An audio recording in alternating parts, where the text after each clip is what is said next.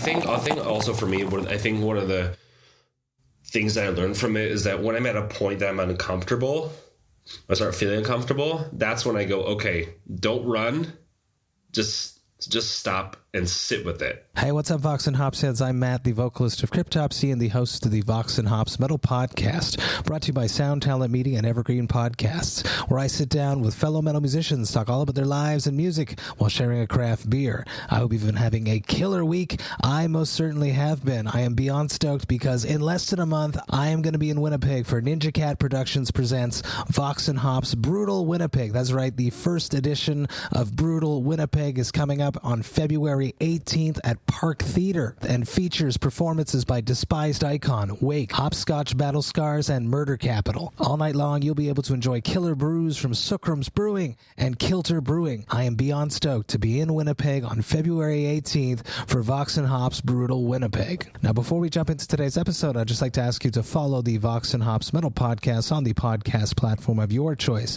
But more than that, I would love for you to tell a friend about the podcast. If there's someone in your life that just loves craft beer, you know, that home brewer friend, you should let them know that the Vox and Hops Metal Podcast exists. You can tell them that there are over 390 episodes where I hang out with some of the world's best metal musicians. We talk all about their lives and music, and of course, talk about craft beer. If you would encourage one of your home brewing friends to become a brand new Vox and Hops head, that would be something that I would truly appreciate. Now, today on the podcast, I'm very stoked to bring back the Vox and Hops Metal Brewer Talks, and it features a conversation with Timothy Zydek of To Øl Brewing from Denmark. Get ready, everyone. This is Vox and Hops episode number 390. I warn you, what you are about to hear is very disturbing indeed. Hey, what's up, everyone? Today I'm very stoked to be with Tim Zydek of To Øl Brewing from Denmark. Tim, it's been a long time. We've been talking, trying to get this conversation happening, having beers sent from Denmark to Canada legally. It's been an adventure, a 6-month adventure, which sometimes happens, but I'm very stoked that you reached out to me back on July 15th, back in 2022, asking me, which I get a lot of messages like this, and sometimes I say yes, and this is definitely a yes because you are a metal brewer, and it has been far too long that I have conducted an interview with a metal brewer. Metal Brewer Talks, people, they're back. I started doing those back in 2019, I believe, and I've done a few, but not enough of them. I love doing them. I love metal brewers. I love brewers. I love metal. Obviously, I love metal brewers. Tim, how you doing? Doing well, thank you. Definitely still being new to Denmark, because I've only been here for 6 months. I'm still adjusting to the nice dark winters. Yeah, it's a big difference because Denmark is much more northern. That's why. Yeah. The latitudes. Am I saying that right? It's the latitudes or longitudes? I think it's the latitudes. I could be wrong. It is. The latitudes are much higher, and for people that don't know, the sun sets very, very early. Here in Canada right now, it's setting about, which is going to date this episode if you can figure it out. It sets around 4:40 in the afternoon in Montreal at this point. Denmark, you were saying it sets around 4:30. Yeah. Complete darkness. And the sun won't come up until about 8:30. Wow. Okay, that's not like here now. That's crazy. The most extreme thing that I've done when I played Iceland was one of those moments where you hang out. It was in May. We played the show and then we hung out after, and it's 3 o'clock in the morning and you come out and it's pitch bright, as if it's daytime. Super strange. And then a second time that happened to me was in St. Petersburg, Russia. We played a gig with a boarded there, came outside, it was 11:30 at night, super bright, weird experiences. It messes with your brain when the daylight doesn't correspond with your experience. Yeah, it really does. I mean, I during the summer, I love it. I'll start hanging out with friends around noon or so, and we'll just keep drinking, and then I'll look at the time, and then I'll be like, oh, it's 10 o'clock and I've been drinking since noon. Great. So it has its ups and downs, which is a good thing. Totally. Vox and Hops is all about hanging out with my metal friends, talking about their lives and music while sharing a craft beer. Now I have 5 beers in front of me right now. I'm excited to try some of this To Øl beers, these Danish beers. I definitely have enjoyed Danish beers in the past with Mikkeller, obviously. What is that beer? Oh, I meant to write it down. I think it's called Brew, B-R-U, but the U has a strange little thing over in Copenhagen. Me, Christian Donaldson, Dominic Grimau went there before a gig when we were playing in Copenhagen on our last European tour with Ingested. That was sick. So I am familiar with how high quality the Danish craft beer scene is. So what are you drinking on your side that we will be sharing virtually today? Right now, I'm drinking the 45 Days Organic Pilsner. So we have this little thing with a lot of our lagers where we lager our beers for 45 days in these large World War II era like lagering tanks that we have. Very sick. And yeah, it's quite incredible. And we actually like take the 45-day idea and do it with any kind of lager that we can. So like we'll do, like 45 Days of Darkness or like 45 Days of Vienna, 45 Days Marzen, like all these other things. So it's pretty rad. Very sick. And now I am a little bit well-versed in beer making, but I am not an expert. And this is something that I do not know the answer to. And I imagine people that are listening are also asking this question. Is 45 days longer than usual? What is a typical lagering process? I would say 45 days is pretty standard. It's pretty short. Like if you want to go full on traditional lagering, you can go 2, 3, 4 months. Wow, that's a commitment. Having the space. Yeah, exactly. But then again, I mean, you can, it really depends on how you take care of the beer and what you do with it. That really determines if, like what the end product is going to be after X amount of days. I mean, of course, with lagers, it's like standard rule: the longer, the better. You can't argue with that. Amazing, and I think that it stems down to people that do it for, let's say, much longer, as you were mentioning. They probably only make that beer, so all of their fermenters are filled with this one. They make that lager. This is their beer, so they probably just have different fermenters fermenting at different paces, so they're constantly getting a refreshed version of the beer, whereas the modern craft beer industry is all about variety and switching things up and trying to be ahead of the curve. So to sit 4 months a beer in a tank is a difficult commitment. It is. Especially if it doesn't work out and you have to dump it, which is not fun at all. This beer has been calling my name since when I received the list from the government, because I had to go talk to the government to get this beer.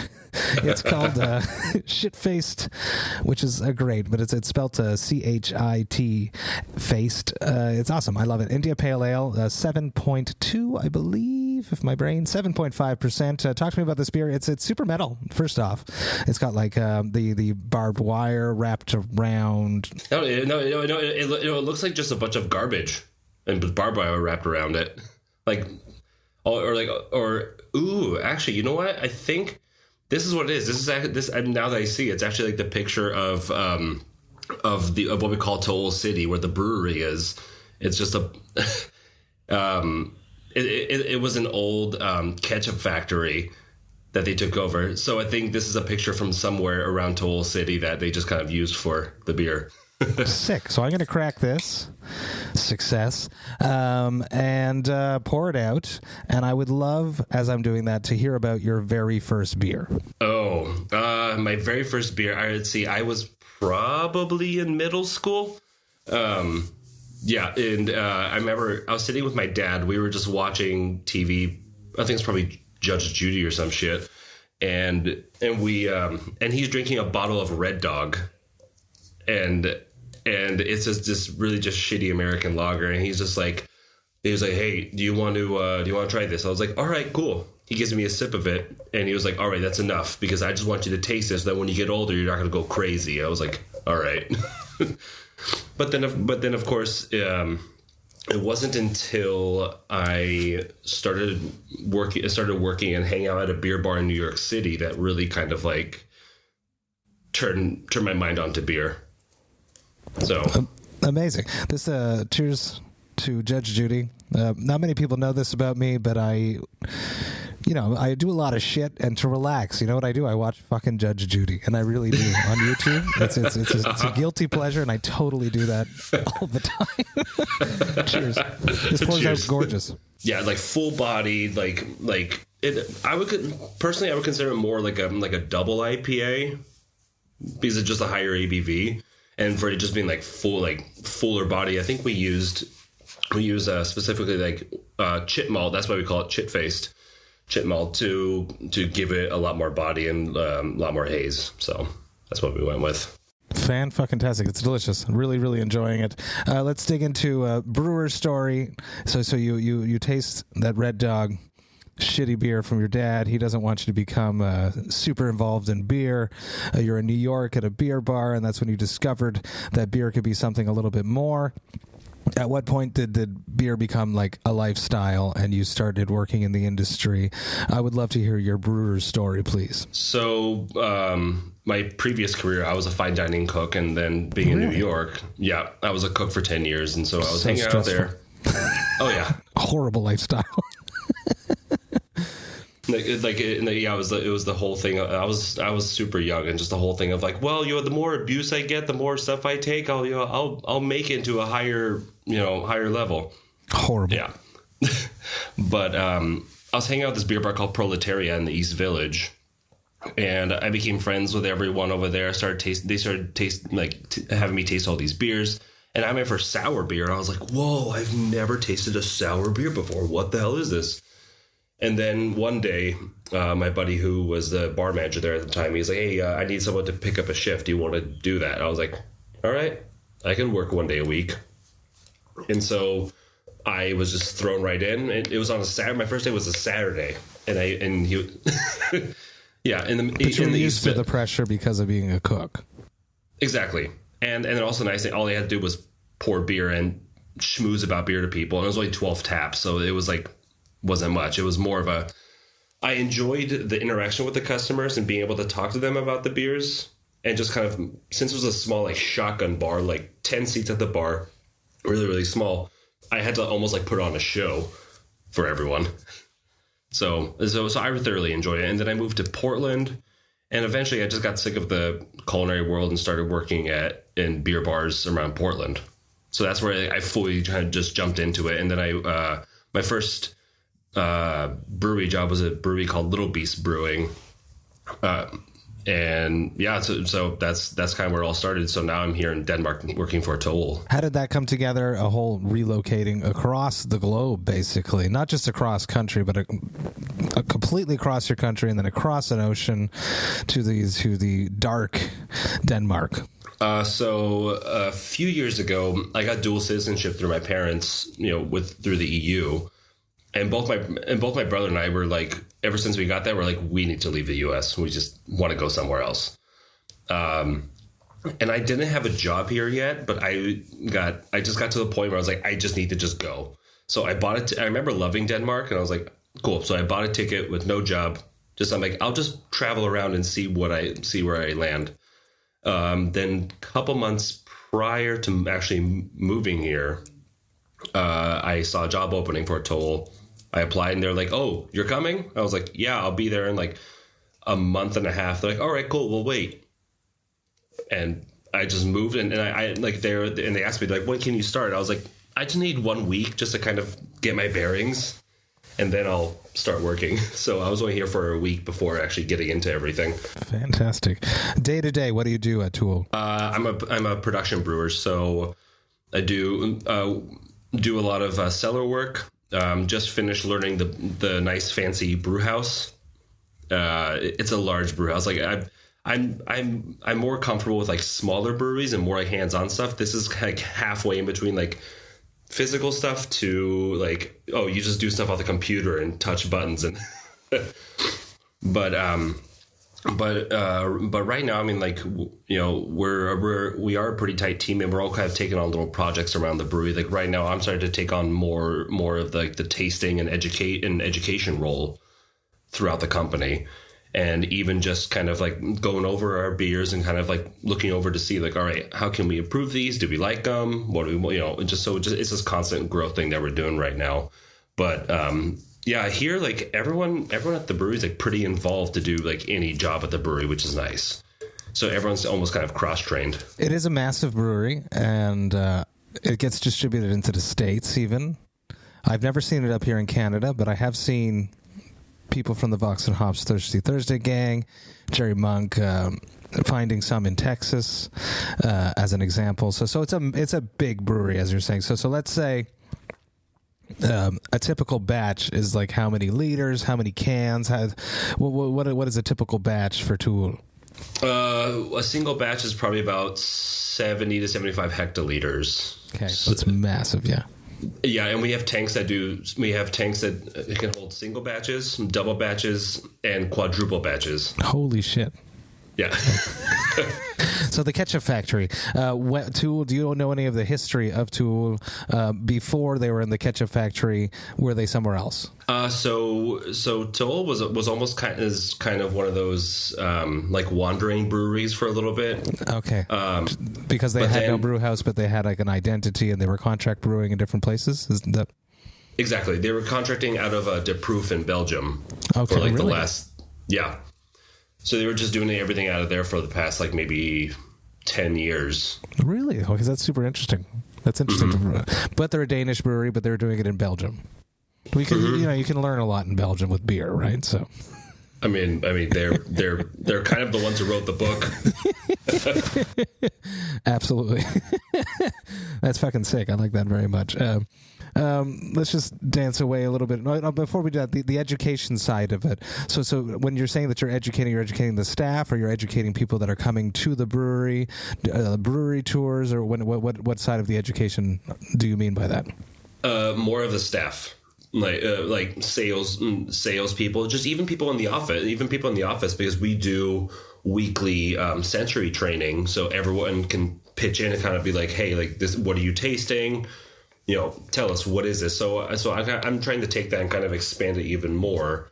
You kind of go like, okay, because usually people say, oh, I taste citrus, and I'll take the next step and ask them, all right, what kind of citrus are you tasting in this? Yes, because it's the easiest answer, citrus.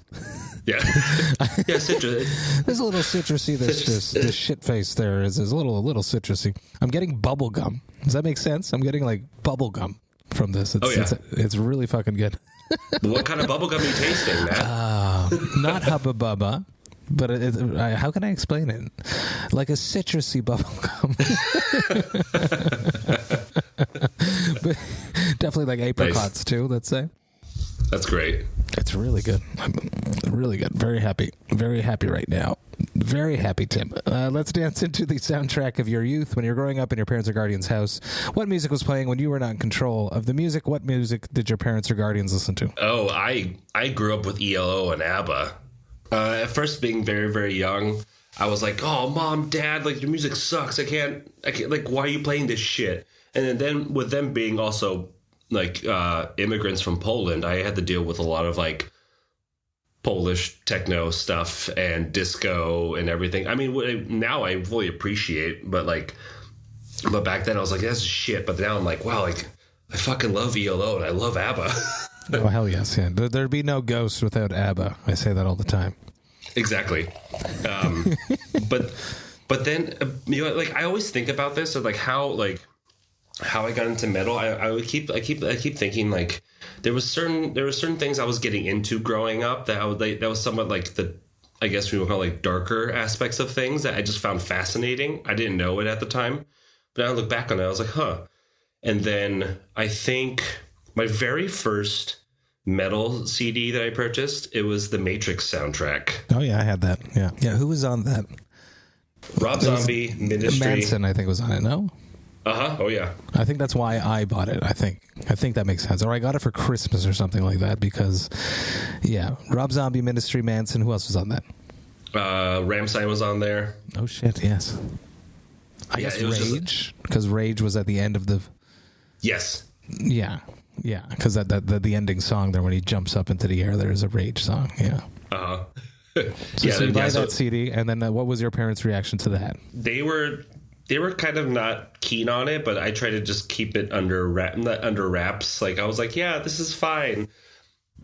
And then over time, like I would go to Poland to go hang out with my mom and her friends, and like one of their daughters who was into metal at the time, she was like, "You need to check out Cradle of Filth. You need to check out Slipknot." And I was like, "All right," like, so I did, and then kind of just like took off from there. And yeah, it just over time, I just kind of just listened to people, and I'm just like, "What are you into? What's going on? What's this?" Like, and for me in high school, like I was definitely in like, you know, the new wave of like, you know, hardcore, super into like Every Time I Die and harder Under Oath, As I Dying, all that shit. Like, but then I remember, in high school, this was the year when Once Was Not came out,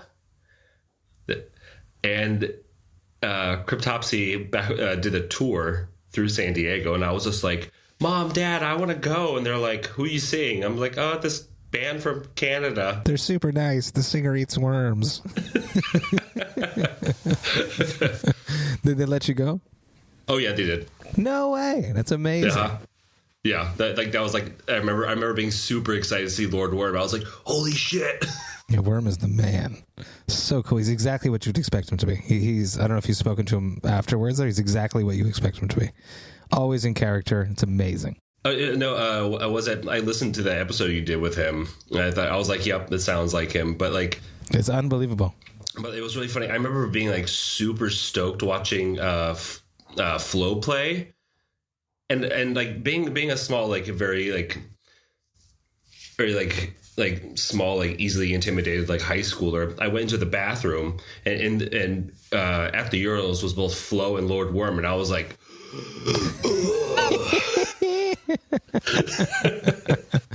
the superhumans also have to pee, but but I was just like, "Oh, don't mind me. I'll just go use the stall." That's so funny. That's like the one time I ever had a chance to have a chat with Devin Townsend when I was in a bathroom, and I didn't talk to him. I was like, "This is weird. I'm not going to talk to Devin Townsend right now." Right. Well, like, what was it when I was bartending at Little Beast? One day Cheeto Moreno came in and just said, "Yeah," and I was just like, not like 99. I was 99% sure, but I was like, you know what, like whatever. I'm not going to talk to him. He's coming in to have a drink. I want him to come back. I don't want him to come in and be like, "Oh shit, I don't want to come back." Punishers. Yeah. But then he paid out, and I was like, "Holy shit, that was fucking Chino Moreno." That's so cool. I definitely would have said hi. He's a white whale for the podcast. I always say Mike Patton and stuff like that, but Chino would be a great one because he actually really does like craft beer. Really? So, well, Deftones have done a bunch of collabs with Belching Beaver, right? And I think that he has a lot to do with that. Definitely, yeah. So I'm hearing all these cities throughout this conversation, and I can't keep track of where you're from. so parents are Polish. Yes. Grew up, I don't know, I can't figure it out. Maybe San Diego, because the earliest story that I've heard so far was San Diego. And then you cooked in New York, and then you ended up in Portland. Yep. Am I figuring this out? Yes. Yeah, it was like San Diego to New York, and I also lived in Boston for 6 months. Yeah. So I've kind of been jumping around, but Portland was the longest place I've lived in outside my hometown of San Diego, and that was like for 7 years before coming here to Denmark. Well, San Diego is a killer craft beer scene, obviously, with countless amazing breweries. Countless. I know them all, but they're not coming to my head right now. Countless amazing breweries. Portland has one of the most metal breweries that I've been wanting to have a conversation with since I probably started this, but I never landed them as of yet. Obviously, I'm talking about Wayfinder. How important was being a metalhead and craft beer? We're dancing into the metal and beer topic. Why does metal and beer go so well together? There's countless metal breweries that exist. There's more and more that keep opening. Is that a good thing? I think yes. Other people have said different. Three Floyds are the OGs. There's a bunch right here in Montreal. There's Imothy, which is just a killer metal, stoner metal, doom, true brewing inspired tap house. Here in Montreal, there's True Brewing, obviously.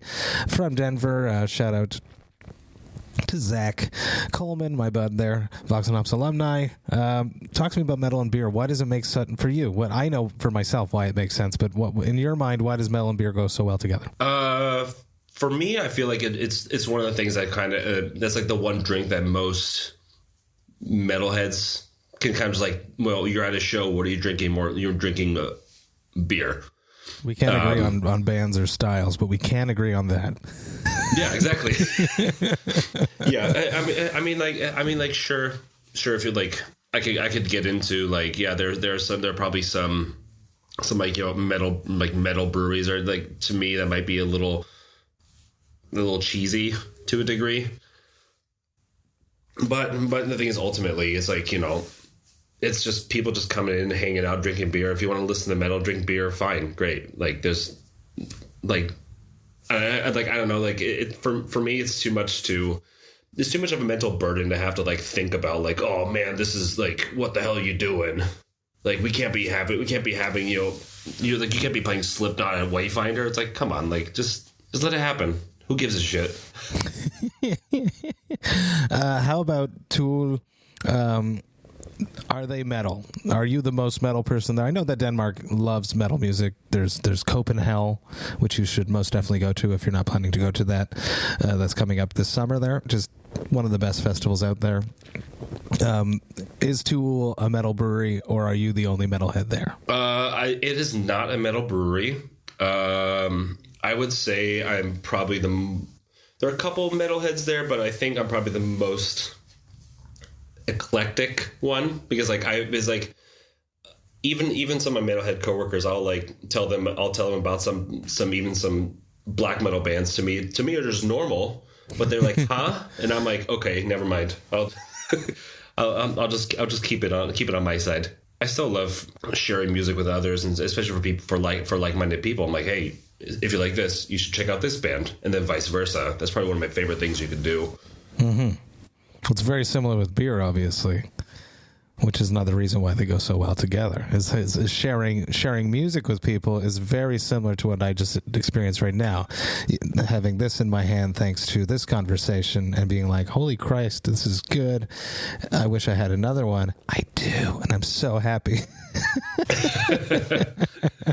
But absolutely, it's an amazing thing, the gift of having a similar passion and then sharing that passion with other people, and finding like these hidden gems that you love, and then sharing it with someone that's very metal and beer. For me, both of those subjects, those two things ring true. Absolutely. Oh, totally. Like even a buddy of mine, Sam, he's a brewer in Portland. He has like a little side.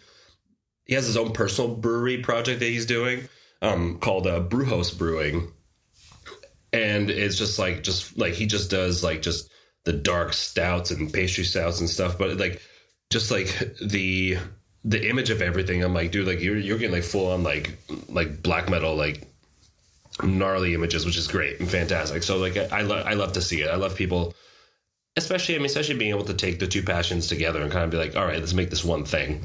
Absolutely. And I needed to mention that some of it can be a little bit cheesy, but if the beers are good, like that's like level number one, right? If you're going to start a metal brewery, do it, but make sure that you know how to make good beer first, because just making the metal part of it very strong and having weak beer part of it, it's not going to work. It's got to stand on the beer side of things. So do your homework and make good beer, people, and then you can start a metal brewery. Yeah, exactly. So you started behind the bar.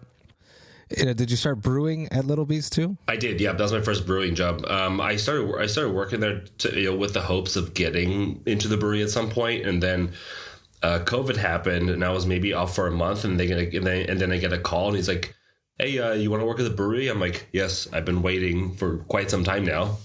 Do you want to stay in your house and do nothing, or do you want to come? Do you want to come make beer because everyone's buying everything? Well, that's a little silver lining, golden gift of the pandemic right there. It was. I mean, even for me, like, I know it wasn't for everyone, but for me, for me personally, I would say the pandemic was a little slice. It was a little thing of like, it was more of like a good thing that happened to me. I was able to do a lot of changes and kind of it pushed me into the direction that I'm in now. So I'm not complaining. So you're the only metalhead basically at To Øl, but do you have a brewer's playlist? Like when you're working, is there something that you listen to that it changes all the time, right? It depends what's coming out. But what are you listening to right now while you're working, let's say? It's been pretty mellow at the brewery right now, but I've been listening to this folk artist. His band's called Of the Wand and the Moon. Ooh, I don't know that. Yeah, it's gorgeous, like neo-folk stuff. The guy's from Denmark. I actually just saw him play here on Wednesday, and it was utterly magical. And Of Wand and the Moon was one of those bands that like I used to listen to, I forgot about, and then it kind of just went back to it, and I was just like, holy shit, I forgot how much I love these guys. And then they came through Denmark. Yeah. Isn't that weird how that happens sometimes? That was fantastic. I'm not complaining. But then also for me, like, you know, like I'll normally play, like I'll still play music, but I'll play like metal-ish music, but other ones that everyone else can actually like still kind of enjoy or be around. Like sometimes like I'll keep it pretty generic, but there'll be like Rammstein, Rob Zombie, Typo Negative, like just like more like upbeat stuff that I'm just like, all right, cool, we're working, we're going, and that's what I'll just roll with. Good for you. Good. Keep spreading it. They'll eventually they'll get infected, and they will exactly.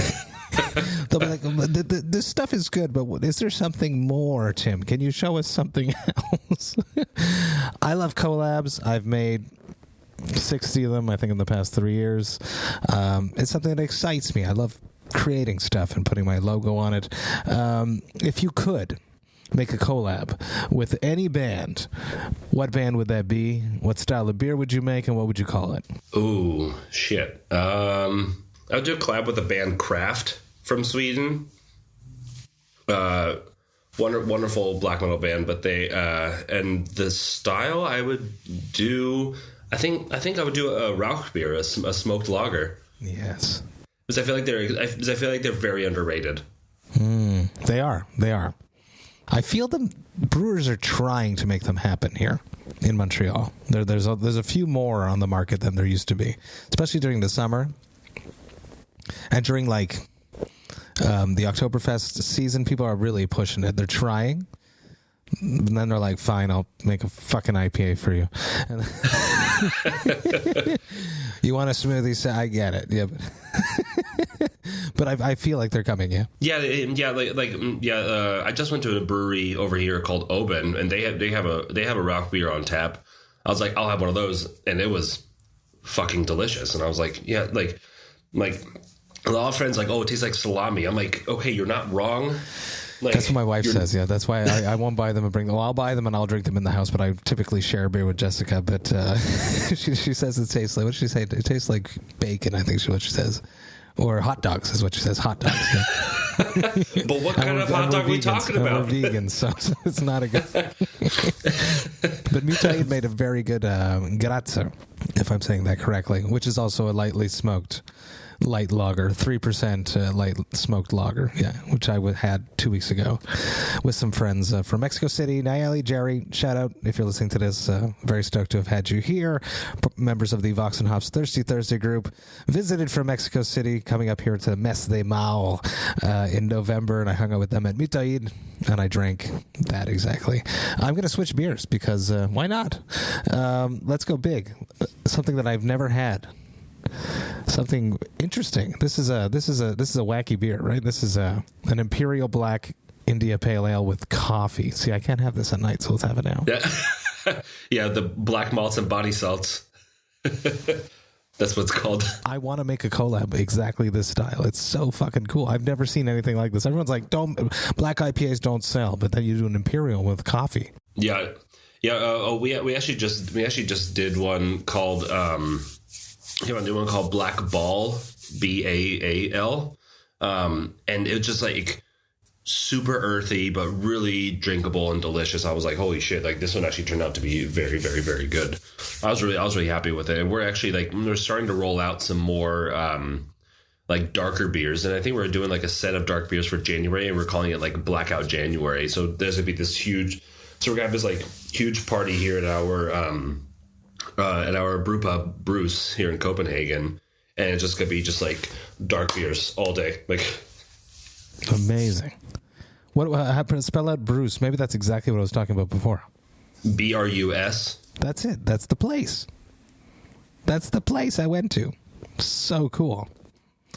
Cheers to you. Moving on to an Imperial Black IPA with coffee. Never had this before. Coffee smooth, but the hops are there. You got that like bitter nose there. Let's try just super smooth though. Dude, considering it's 10%, the bitter wipes out the alcohol. It's very, very, very, very cool. This is very good. Black malts and body salts, people. Dude, very, very good. Heavier subject, and I have like an extra thing added to it because of your history. Mental health. What do you do when you're not feeling well? What is your tactic to help pull you out of the weeds when you feel like you're spiraling out of control? One thing, I first remind myself that it's okay to like stop and just take a moment and to lay in bed and not move. I'm like, it's okay. You're fine. Just like I allow myself to have that because like here I get 3-day weekends. So there's usually one day. Yeah, there's one day where I don't leave my place. I will lay in bed and not do anything. I'm jealous. But also I think ultimately what I'll do is that I'll still cook because now since I don't do it professionally anymore, I'll do it at home more often. And I find that to be very, very, very, very therapeutic. But then usually for the most part, I mean, I don't know. I kind of just sit down, kind of like talk myself through with whatever I'm feeling, and I actually just sit with it and kind of try to understand it, and like where it's coming from. Like because I'll have these like internal like thoughts about it and an internal dialogue with myself and go, all right, where's this coming from? Why am I feeling this way? Blah blah blah blah blah. And then I'll kind of work it through, and eventually it'll just kind of just roll off my shoulder. It's just me. I just need like my 5 minutes to figure it out.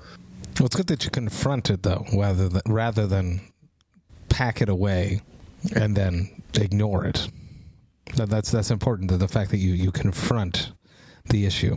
Oh, and yeah. I mean, like I learned it after going to therapy for like 4 or 5 years. Your love of cooking. Take me through that. The way that you love brewing and love beer.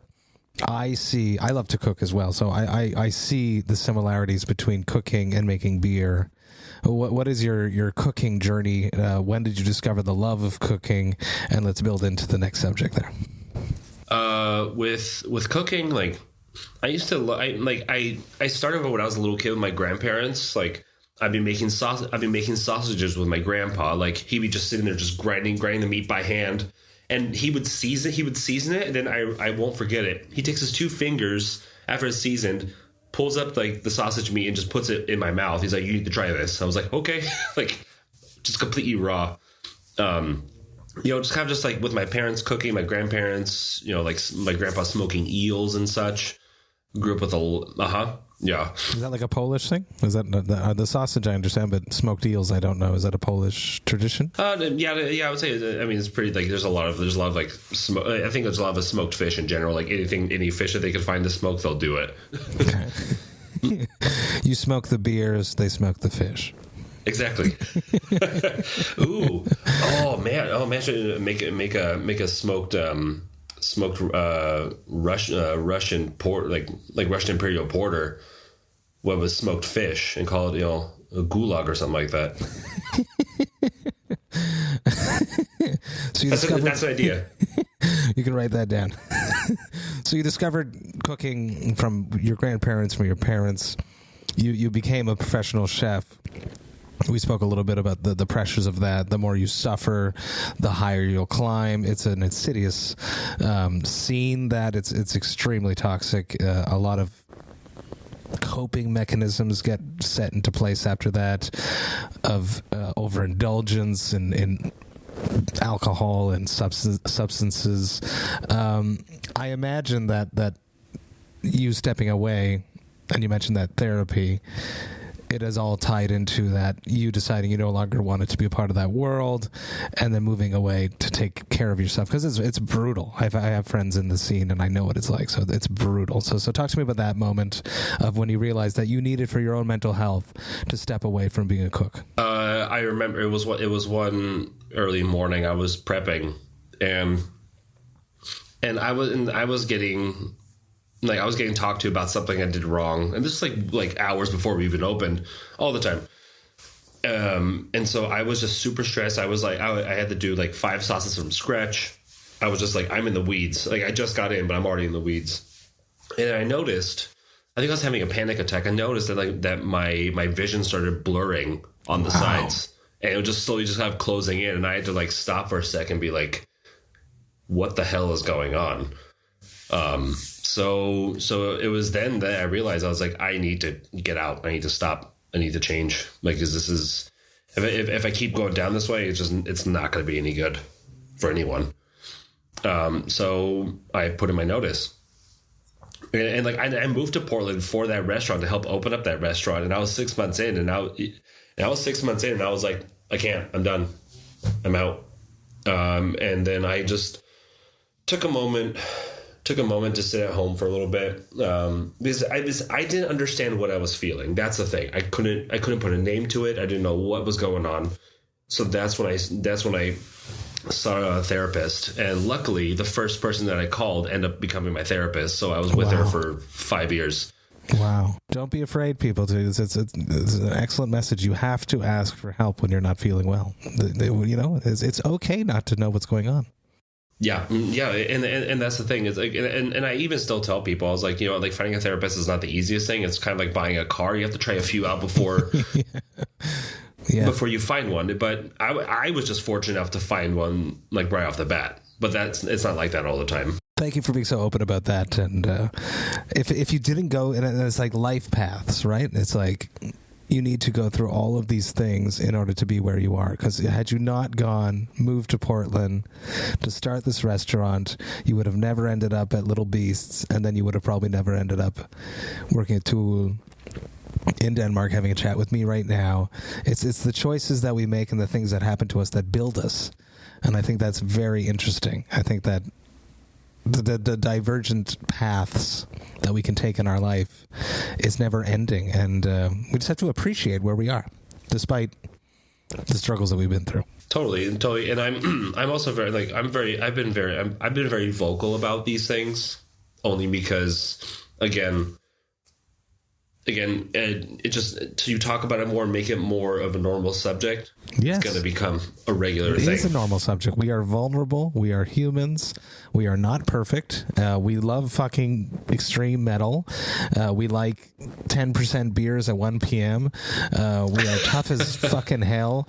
But we're also vulnerable, and we are not perfect. And we're capable of expressing that and knowing when we need help. I'm so lucky that I have my wife Jessica. She's my rock. She keeps me leveled. I can only imagine the person I'd be if I hadn't done that divergent path of my life, if I had not secured her as my partner for life.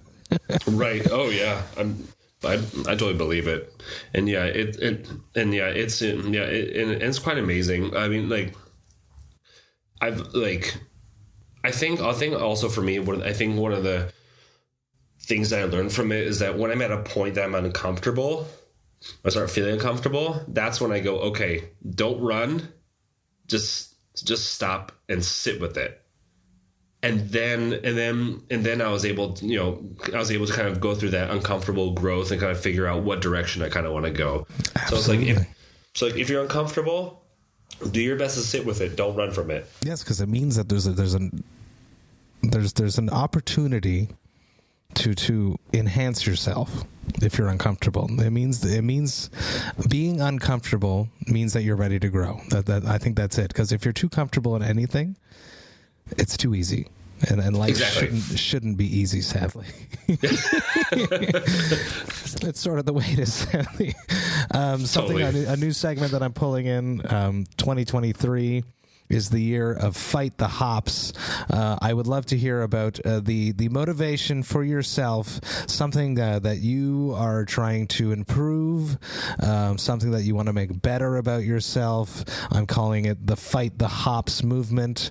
What about yourself are you working on currently right now that you hope to strive to make better throughout 2023? Being more empathetic towards other people, and being able to mentally pause at situations that might frustrate me, and actually being able to sit and kind of like try to put myself in the other person's shoes. Like, okay, like, sure, I might be pissed off at you or whatever it might be, but okay, like let me take a moment and let me try to figure out where you might be standing or what you might be feeling. And I feel like having that empathy and sympathy towards other people is extremely important. Like that's what gets people to talk more, to open up more, to be more communicative. Like you need to have that somewhat of an understanding, or at least try, because I feel like a lot of people, if they see you attempting to try to understand them, they'll be a lot more open to help you understand what they're trying to say, I guess. Absolutely. This really works well like in like face-to-face human interactions. I feel like nowadays in the world of social media, people that don't agree with other people don't even try to empathize. They just block them and push them away. And they surround themselves with like-minded people. And I think that's a big issue with our world today. And then people don't know how to interact with people that are not like-minded in the real world. So good for you. I like that Fight the Hops goal. Be more empathetic, more role-playing. Role-playing would help. Like when you stop and you confront your issues when you're not feeling well about something, you could do the same thing and stop and confront this feeling that you have towards someone that you need to be more empathetic towards. Right. And, whether it be, a decision someone made, I mean, like, you never know. They could have had to make a certain decision because of certain things, certain aspects or that you don't know about. Like, you have to be more like, if, I guess now the whole talk is everyone's saying, be gentle with yourself, be gentle with yourself. All right, good. Be gentle with others too, though. Yeah, exactly.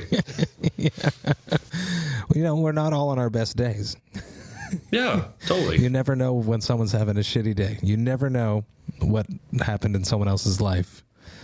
So it's I like that goal. I like it. I'm gonna mirror that myself in my life, because I tend to be tough on people too. You've traveled all over. You've been everywhere. Have you ever been to Montreal? I have, actually. Really? Talk to me about that story. Yeah. I was in culinary school. This is in 2008. My friends, this is down in Poughkeepsie, New York, so it's like about a 5-hour drive away from Montreal. Some friends were like, "Oh, hey, we're turning 20 or something like that. Like, you can drink in Montreal when you're 19, 20, or something like that." 18. Okay. Yeah. So it was someone's birthday. There was a total of 9 or 10 of us. So we decided to drive up, and we rented a hotel room, and somehow we snuck everyone in.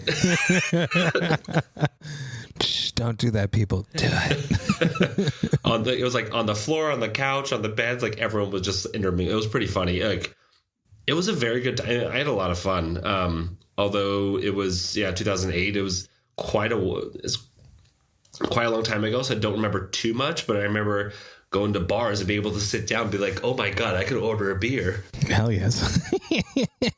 That's one thing that we did right. Yeah.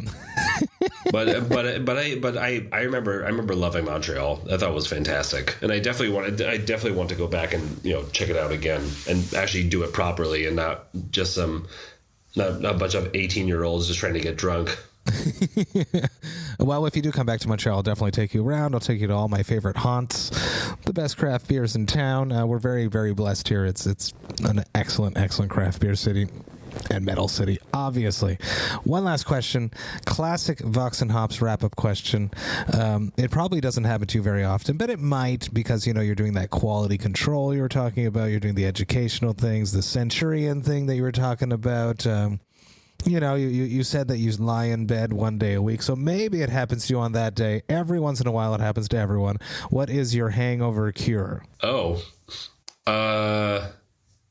Definitely, I go down to the 7-Eleven and get a slice of pizza, for sure, and just lots of water, and maybe an apple. Like, that's what I do, and then I just kind of I try. Because the hangovers, like, they are what they are. I try to avoid them at the most by try drinking as much water as I can throughout the night, but usually in the morning I just lay in bed, have some snacks, and really just don't do anything. Just take a shower. Fantastic. The apple threw me off. I'd never heard that one. Oh, it's great. Tim, thank you so much for hanging out with me, talking about your life, music, talking about being a metal brewer. It makes me so goddamn happy to connect with other metalheads that are in the craft beer industry. It's brought you across the globe. I think that's so fucking cool. Thank you for introducing me into the wonderful process of getting beer legally into Canada. It was cool. I'm very stoked to have learned that experience thanks to you. I've really enjoyed these two. Awesome. I'll share the rest of this with Jessica. This was great. Tim, thank you so much. Massive cheers. Oh, thank you. Cheers. No, I really appreciate it. It was a lot of fun. Hey, thank you all so much for listening right to the end. You know that I love and appreciate that. Man, this was an amazing conversation. I had no idea of the journey that Timothy had been on in his life, the amount that he's moved, his career switch, his openness about mental health was just beautiful. There's nothing to be ashamed of, people. Said it during the episode, and I'll say it again here right now. If you're not feeling well, seek out help. There is help out there that can make you feel better. So no shame. Ask for the help that you need and find the resources, because they are out there for you and you can feel better. Massive cheers to Timothy for hanging out with me and just being awesome. Cannot wait to hang out face to face and share a brew with you, my friend. Now, if you enjoyed this Vox and Hops episode, you should sign up to the Vox and Hops Metal Podcast mailing list. You can do that on my website, voxandhops.com. That's VOXANDHOPS.com. When you do that, you shall receive one email a week where you shall hear about everything that has happened in the world of the Vox and Hops Metal Podcast. You will get to see which episodes I have coming up. You will get to see about any projects I have in the works before I announce them to the public, and I have a massive one in the works right now. You will also get to see which albums the Vox and Hops album review crew have reviewed, and you will get to see which albums Jerry Monk, Vox and Hops' Metal Architect, has added to the Brutal Awakenings playlist. There is always a whole bunch of stuff going on in the world of the Vox and Hops Metal Podcast, and I hate when you miss a single thing, so sign up to the mailing list. The Vox and Hops Metal Podcast is brought to you by Sound Talent Media and Evergreen Podcasts. I hope you have a killer weekend. I'll be back next week with one episode with Andrew King Thorpe, the author of Failure Rules and the owner of Thorpe Records. But until then, remember to enjoy life, metal, and craft beer. Cheers, Vox and Hops heads.